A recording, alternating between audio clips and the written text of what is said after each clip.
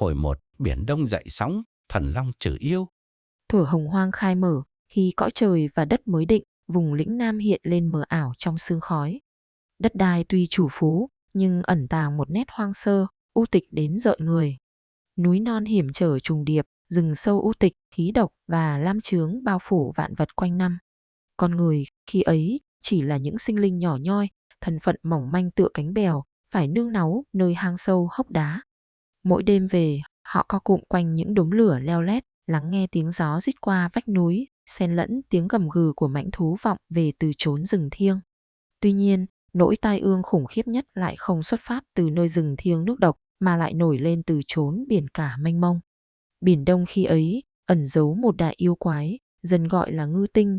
Chẳng ai rõ nó đã tồn tại từ bao giờ, chỉ biết đó là một con thủy quái thân dài hơn 50 trượng, toàn thân phủ một lớp hắc giáp cứng tựa sắt đá, cặp mắt đỏ lừ như hai hòn huyết ngọc. Mỗi khi nó cựa mình, biển cả lập tức dậy sóng điên cuồng. Cái miệng của nó tựa như một vực thẳm không đáy, sẵn sàng thôn tính tất cả. Thuyền bè của dân chài, dù vững chãi đến đâu, hễ dòng buồm ra khơi mà không may gặp phải ngư tinh là vĩnh viễn chìm vào cõi vô định. Chỉ còn lại những cột buồm gãy lìa, ván thuyền vỡ nát, hòa cùng tiếng than khóc ai oán giữa đại dương và một mùi tanh tưởi nồng nặc đến nghẹt thở. Dân chúng lầm than, lệ đổ thành sông, chỉ biết ngửa mặt kêu trời. Những tiếng ai oán thống thiết ấy xé tan mây bạc, xuyên qua sóng cả, cuối cùng thấu tận thủy cung nguy nga dưới đáy biển sâu. Nơi ấy, Lạc Long Quân hậu duệ của Kinh Dương Vương và Thần Long Nữ đang ngự. Ngài mang hình hài của loài người, nhưng chảy trong huyết quản là dòng máu rồng cao quý, là chúa tể của muôn loài dưới nước, nhưng trái tim ngài chưa từng xa rời những sinh linh lạc Việt đang lầm than trên cạn. Khi những lời nguyện cầu bi thương ấy vọng đến, lòng tâm ngài cuộn trào cơn thịnh nộ. Đó không phải là sự phẫn nộ của một vị thần bị quấy nhiễu, mà là sự phẫn nộ của một đấng bảo hộ, thấy con dân mình bị giày xéo.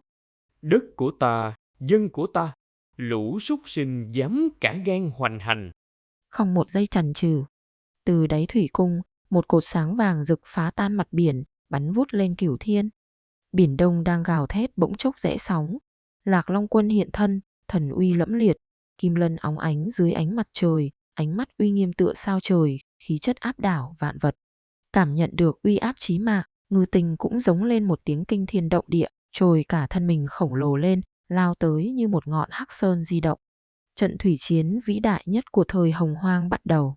Nước biển sôi ùng ục tựa như bị đun nóng, sóng cuồng cao tựa vách núi, táp vào bờ đá. Ngư tinh điên cuồng vẫy chiếc đuôi khổng lồ của mình, kinh lực của mỗi cú quật tạo thành những vực xoáy tử thần. Nhưng Lạc Long Quân là chúa tể của nơi này.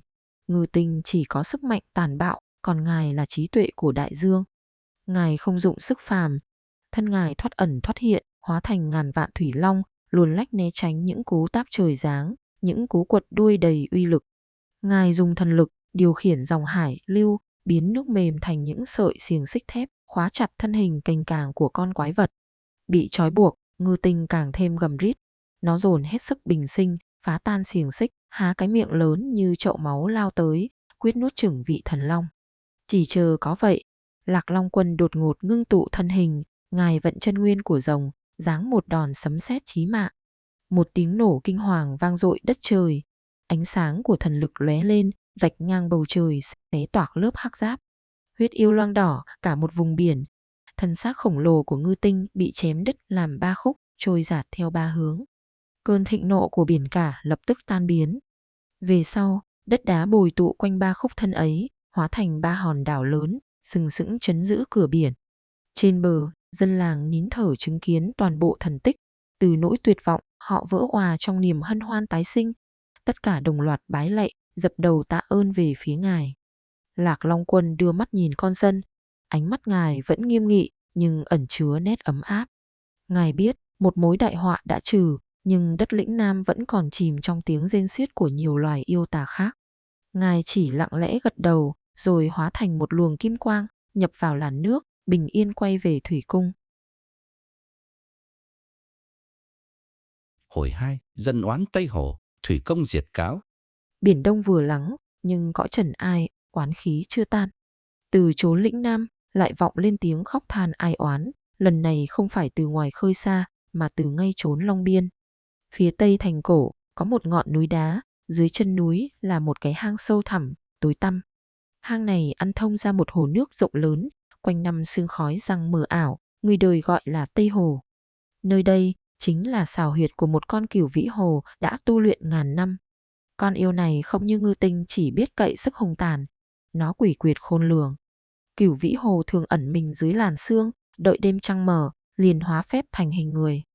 Khi thì nó là một thiếu nữ tuyệt sắc, xiêm y là lướt, dùng tiếng hát trong như ngọc, ai oán não nùng để câu dẫn đàn ông. Khi lại là một thư sinh tuấn tú, mặt hoa da phấn, dùng lời ngon tiếng ngọt để mê hoặc các thiếu nữ trong làng. Nó lân la vào các xóm làng, dùng yêu thuật khuấy động tâm trí, dụ dỗ những trai thanh gái lịch, lừa họ đi sâu vào hang động, rồi hút cạn sinh khí, ăn tươi nuốt sống. Một nỗi kinh hoàng u ám bao trùm cả vùng Long Biên. Cứ hoàng hôn buông xuống, sương bắt đầu giăng trên mặt hồ, là nhà nhà đóng chặt cửa, không một ai dám bén mảng ra ngoài. Dân chúng lập đàn tế bái, cầu khấn quỷ thần, nhưng tiếng khóc than mỗi ngày một nhiều, xác người mất tích cũng chẳng thể tìm. Lại một lần nữa, những tiếng nguyện cầu bi thương ấy thấu tận thủy cung.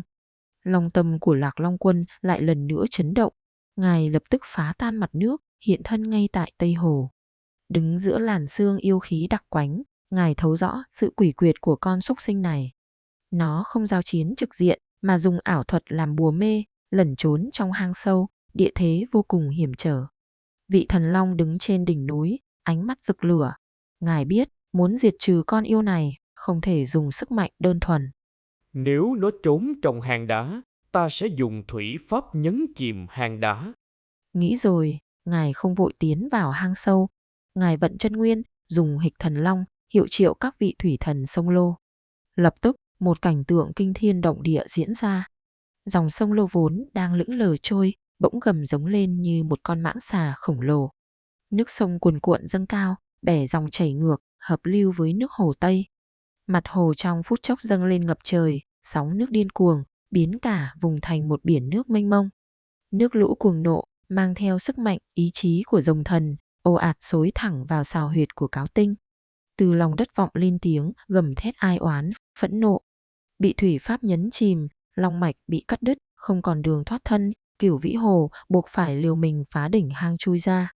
Nó vừa hiện nguyên hình là một con cáo trắng khổng lồ với 9 cái đuôi ma quái múa lượn tựa mây đen.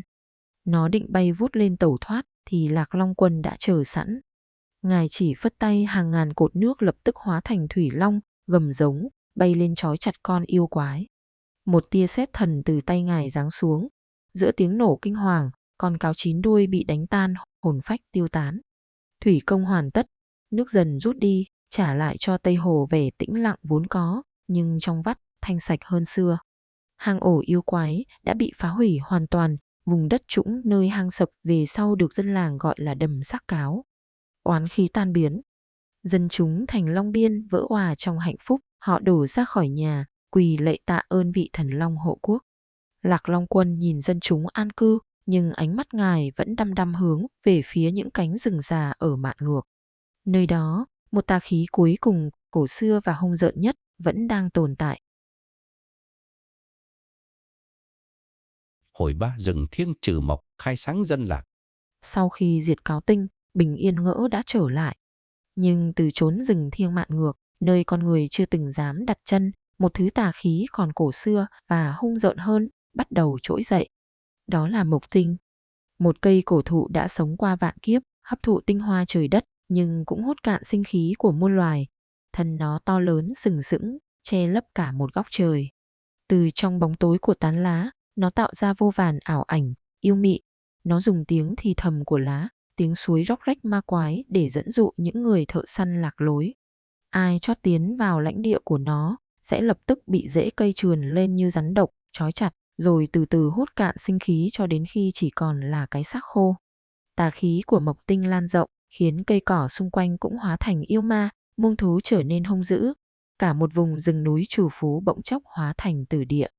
Từ thủy cung, Lạc Long Quân cảm nhận được sự trỗi dậy của mối họa cuối cùng này. Đây là tà khí thuộc hành mộc, đối nghịch hoàn toàn với hành thủy của ngài. Ngài biết đây sẽ là trận chiến cam go nhất. Ngài hiện thân giữa rừng thiêng, nơi âm khí ngút ngàn. Mộc tinh lập tức cảm nhận được long khí. Hàng ngàn hàng vạn rễ cây từ dưới lòng đất đồng loạt trồi lên, lao về phía ngài như một đạo quân quỷ dữ. Lạc Long Quân gầm lên một tiếng long ngâm, gọi thủy pháp. Nước từ các con suối tụ lại, hóa thành thủy long cuộn mình và lao vào chiến đấu. Nhưng một cảnh tượng kỳ lạ xảy ra. Nước của ngài, thay vì dập tắt, dường như lại càng tiếp thêm sinh lực cho mộc tinh. Rễ cây hấp thụ thủy pháp, càng trở nên điên cuồng. Thủy sinh mộc. Long tâm của ngài chợt nhận ra, thần lực của biển cả không thể khắc chế được con yêu này trên chính lãnh địa của nó. Trong lúc bị vây hãm, ngài nghe thấy tiếng dân làng nấp sau các vách đá, vì quá sợ hãi mà lấy các thanh đồng, thanh đá gõ vào nhau loạn xạ, miệng la hét thất thanh.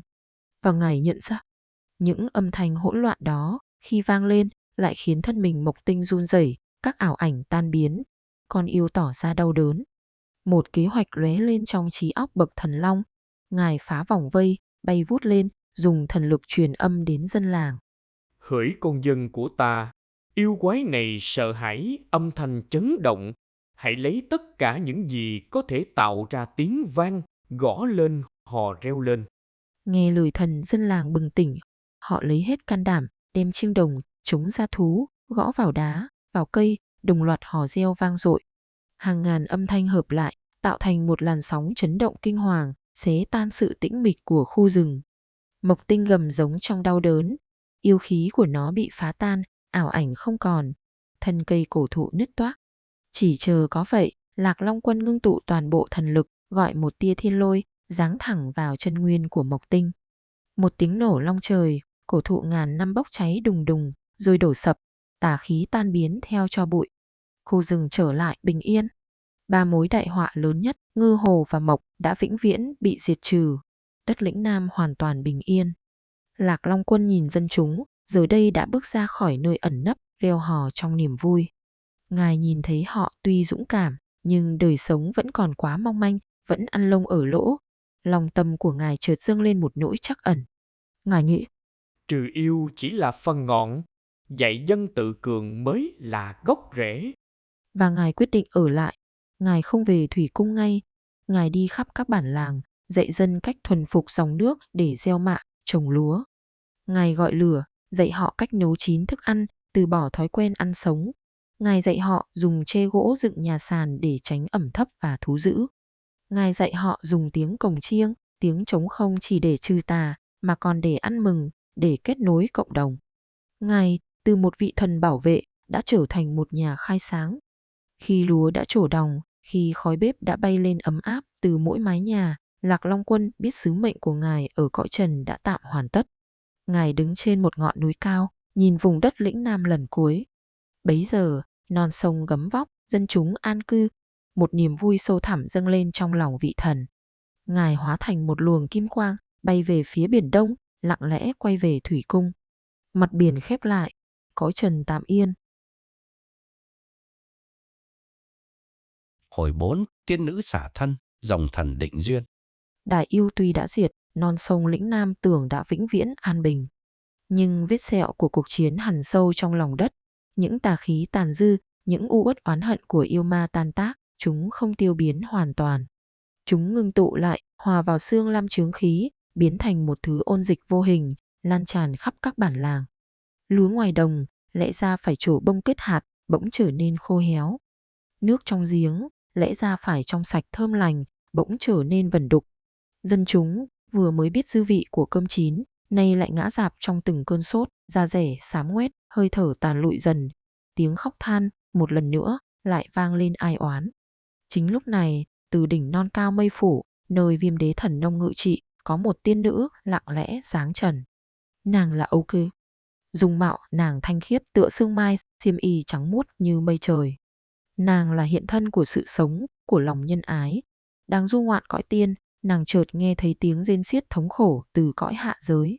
Đôi mắt ngọc nhìn xuống, thấy cảnh con người lầm than, lòng trắc ẩn của nàng không cho phép nàng quay đi. Nàng giáng trần. Gót ngọc của nàng đi đến đâu, cỏ cây khô héo ở đó xanh tươi trở lại. Nàng đi khắp các bản làng, tay nàng khẽ vẫy, tiên khí hóa thành làn sương cam lộ, tưới mát những vầng trán nóng hổi. Nàng dùng y thuật thượng thừa của dòng dõi thần nông, dạy dân lấy lá thuốc trong rừng, kết hợp với tiên pháp, dần đẩy lùi chướng khí.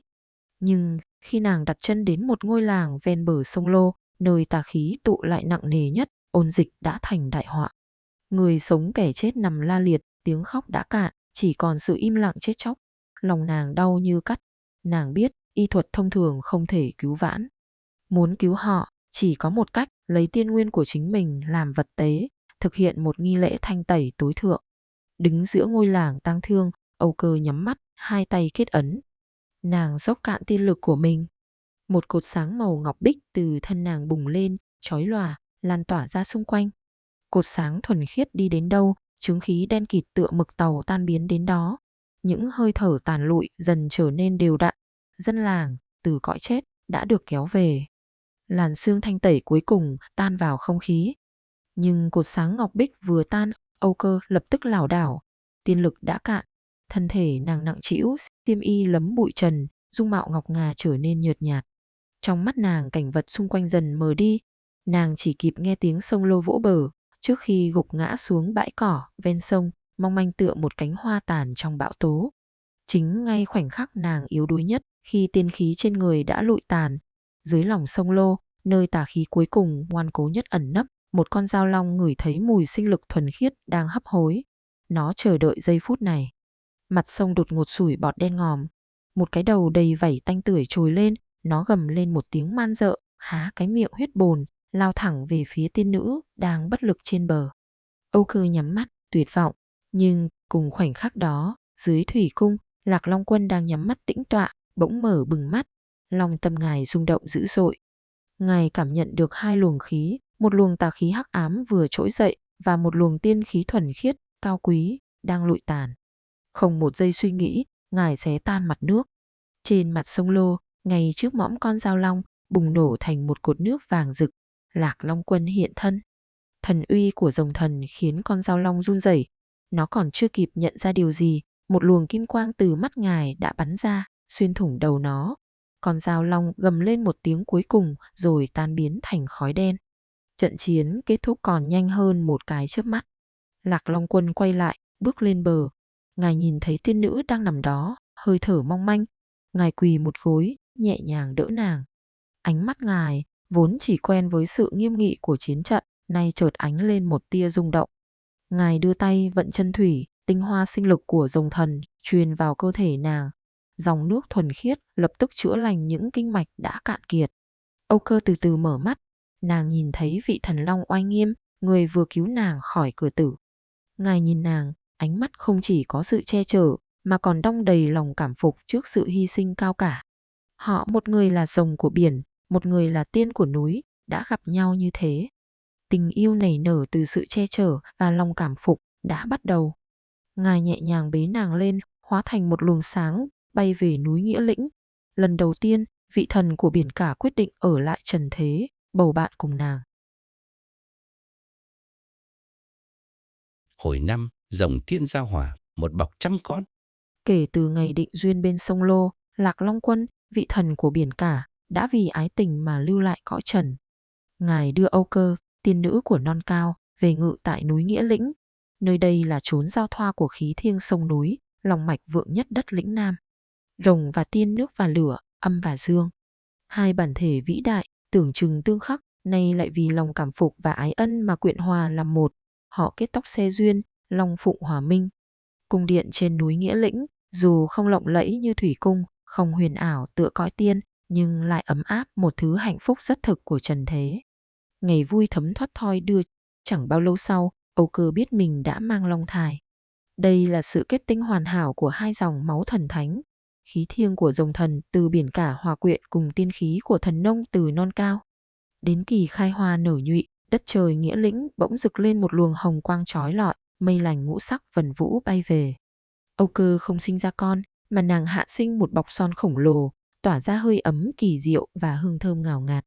Lạc Long Quân và Âu Cơ nhìn đứa con kỳ lạ của mình, vừa kinh ngạc, vừa cảm nhận được một nguồn sinh khí mãnh liệt chưa từng thấy đang cuộn trào bên trong. Họ cùng nhau ấp ủ, bảo vệ cái bọc son ấy. Sau 7 ngày 7 đêm, khi ánh dương đầu tiên của ngày thứ 8 chiếu rọi, bọc son tự vỡ. Không phải một, mà là 100 quả trứng ngọc, óng ánh như chân châu, lần lượt lăn ra. Và rồi, từ 100 quả trứng ấy, 100 đứa bé bụ bẫm lần lượt phá vỏ bước ra. Một phép màu vĩ đại chưa từng có. 100 người con, không một tiếng khóc đòi, không cần bú mớm. Họ tự lớn nhanh như thổi, vóc dáng uy vũ, thiên tư hơn người. Nơi họ hội tụ cả hai dòng dõi, sức mạnh cơ bắp và thần uy lẫm liệt của cha rồng, dung mạo thanh tú và lòng nhân ái, trí tuệ của mẹ tiên. Từ đó, núi Nghĩa Lĩnh tràn ngập tiếng cười. Đó là những ngày tháng hạnh phúc viên mãn nhất. Lạc Long Quân, vị thần quen với sóng dữ, nay lại kiên nhẫn dạy con cách thuần phục thú dữ, cách dùng sức mạnh để bảo vệ kẻ yếu. Âu Cơ, tiên nữ của lòng từ bi, lại ân cần dạy con thuật trị bệnh cứu người, cách gieo trồng lúa ngô, cách dệt vải may áo. Họ đã cùng nhau tạo nên một gia đình hoàn hảo, cội nguồn của một dân tộc phi thường, trong sự hòa hợp tuyệt đối của non và biển.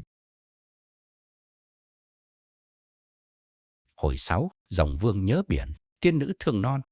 5 tháng êm đềm trôi trên đỉnh Nghĩa Lĩnh. 100 người con, mang cả huyết mạch rồng và tiên lớn nhanh như vũ bão, khí phách phi thường hiếu thuận vẹn toàn.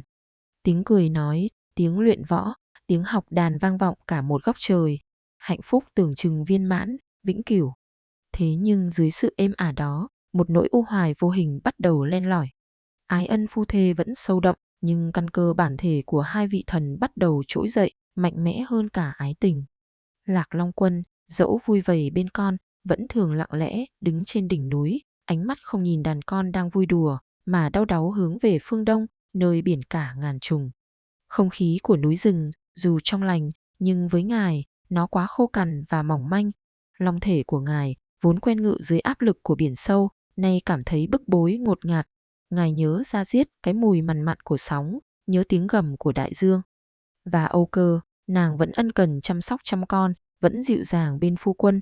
Nhưng mỗi khi đến bên dòng suối, làn hơi nước ẩm ướt phả lên, tiên thể của nàng lại cảm thấy nặng nĩu, không thanh thoát.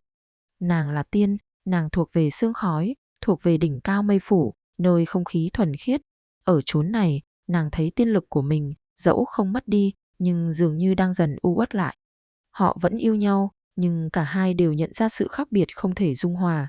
Nỗi niềm ấy, như một đám mây nặng, che mờ dần ánh mắt của cả hai. Một đêm trăng sáng vằng vặc, khi chăm con đã say giấc, cả hai ngồi bên thềm điện, lặng im nhìn vầng trăng treo trên đỉnh núi. Sự im lặng kéo dài, nặng trĩu. Cuối cùng, Lạc Long Quân cất tiếng, giọng ngài trầm khàn, ẩn chứa một nỗi day dứt khôn nguôi. Ái phi của ta, dạo gần đây, lòng ta không yên, ta nghe biển gọi. Âu Cơ khẽ run lên, nàng quay sang nhìn phu quân, ánh mắt không oán trách, chỉ có một nỗi cảm thông sâu thẳm. Thiếp thấu hiểu lời chàng. Nàng nhẹ giọng. Phu quân, chàng là rồng, là chúa tể của thủy cung. Căn cơ của rồng không thể xa nước quá lâu. Lạc Long Quân nắm lấy tay nàng, bàn tay của tiên nữ sao đêm nay lại có chút lạnh lẽo. Còn nàng thì sao, Âu Cơ của ta? Ngài hỏi. Ta cũng thấy nàng thương nhìn về phía đỉnh non xa, nàng nhớ cõi tiên. Một giọt lệ trong suốt khẽ lăn trên má ngọc của Âu Cơ. Nàng gật đầu, giọng nghẹn ngào. Thiếp là giống tiên, con cháu của thần nông. Nơi chốn này, tuy nuôi sống vạn vật, nhưng lại làm tiên thể thiếp hao mòn. Tiên thể của thiếp cần tiên khí nơi non cao núi cả. Họ nhìn nhau, tình yêu vẫn còn đó, mãnh liệt như ngày đầu, nhưng sự thật của tự nhiên còn mãnh liệt hơn. Lạc Long Quân buông một tiếng thở dài, nặng tựa ngàn cân đá. Ta là giống rồng, nàng là giống tiên. Thủy hỏa vốn tương khắc, chúng ta cố ở bên nhau, e rằng chỉ khiến cả hai cùng héo mòn. Đây không phải lỗi của nàng, cũng chẳng phải tại ta. Đây là định mệnh của căn cơ. Lời thú nhận đau đớn nhưng tất yếu đã được nói ra. Bi kịch của tình yêu đã lên đến đỉnh điểm. Dưới ánh trăng hai vị thần vĩ đại nhận ra họ không thể tiếp tục chung sống. Hồi 7, chia con giữ nước, vẹn nghĩa đồng bào. Đêm đó, đỉnh Nghĩa Lĩnh lặng phắc, tiếng côn trùng cũng im bặt. Trăng thượng tuần treo một vệt lạnh lẽo trên không, soi rõ hai thân ảnh thần thánh đang ngồi, mang nỗi bi thương của ái tình, nhưng lại phải gánh vác trí tuệ của đấng khai sáng. Không có tiếng oán hờn, không có lời bi lụy. Nước mắt của tiên nữ đã khô trên gò má ngọc. Long tâm của rồng thần tuy cuộn sóng, nhưng nét mặt ngài đã trở nên quyết đoán. Âu Cơ là người cất tiếng trước, giọng nàng dù còn run rẩy nhưng đã mang sự kiên định của một nữ thần. Phu quân, nếu căn cơ đã định, chúng ta không thể cưỡng cầu. Nhưng 100 giọt máu này, 100 người con của chúng là kết tinh của cả rồng và tiên. Chúng phải sống thế nào đây? Lạc Long Quân nhìn về phía 100 gian phòng, nơi con của ngài đang say ngủ. Ngài siết chặt tay. Nàng nói đúng, tình yêu của chúng ta đã tạo ra một phép màu vĩ đại đến mức cả non cao lẫn biển rộng đều phải cần đến. Ngài quay sang nhìn Âu Cơ, ánh mắt nghiêm nghị, lóe lên một quyết sách vĩ đại. Âu Cơ, tình riêng của chúng ta có lẽ phải lùi lại trước vận mệnh của cả một dân tộc. Chúng ta không chia lìa, chúng ta sẽ mở mang. Âu Cơ ngước nhìn ngài, trong mắt ánh lên sự thấu hiểu. Lạc Long Quân đứng dậy, giọng nói hùng hồn, vang vọng như tiếng sấm, như lời thề non nước. Ta sẽ mang 50 con xuống biển.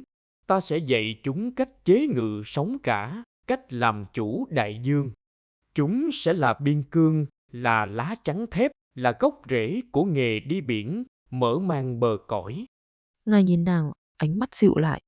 Phần nàng hãy mang 50 con lên non. Nàng hãy dạy chúng cách trồng trọt, dựng xây, cai quản đất đai. Chúng sẽ là nội địa, là nền móng, là sự ổn định, là gốc rễ của nông nghiệp. Âu Cơ đứng lên, xiêm y trắng tung bay trong gió núi. Nàng nhìn thẳng vào mắt phu quân. Thiếp tôn mạnh, chúng ta sẽ cai quản hai phương, để dân tộc này có cả sức mạnh của non cao lẫn sự trù phú của biển rộng. Rồi nàng giơ tay, giọng nói trở nên thiêng liêng, tựa như một lời nguyền, một lời thề vĩnh cửu. Nhưng hãy hứa với thiếp, từ nay về sau, dù ở đâu, dù cách xa vạn dặm, hễ một bên hữu sự, bên kia phải lập tức tương trợ. Tùy hai mà một, không bao giờ quên. Lạc Long Quân bước tới, nắm chặt lấy bàn tay nàng. Ta thề với nàng, chúng ta tuy hai mà một, không bao giờ quên. Cuộc chia ly vĩ đại nhất lịch sử đã diễn ra như thế. Sáng hôm sau, đỉnh Nghĩa Lĩnh chứng kiến một cuộc chia ly hùng tráng. 50 người con, mang trong mình dòng máu kiên định của mẹ tiên, theo Âu Cơ ngược về phía núi. Họ dừng chân nơi đất Phong Châu, lập nên nhà nước đầu tiên, Văn Lang. Người con cả, dũng mãnh và đức độ nhất, được tôn làm hùng vương, bắt đầu một triều đại rực rỡ.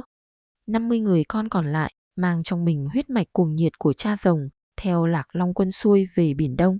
Họ trở thành những người làm chủ sóng cả, bảo vệ từng tấc nước, từng dải đất ven bờ. Cuộc chia ly này không phải là dấu chấm hết cho một ái tình bi thương. Nó là sự khởi đầu cho một dân tộc trải dài từ non cao đến biển rộng. Họ đã hy sinh tình yêu cá nhân để tạo ra một di sản vĩ đại. Và lời thề tương trợ năm xưa đã trở thành sợi dây liên kết vĩnh cửu buộc chặt hai dòng máu. Từ đó, khai sinh ra hai tiếng thiêng liêng nhất, thiêng liêng hơn cả chữ phụ mẫu, thiêng liêng hơn cả chữ huynh đệ. Đó là hai tiếng đồng bào,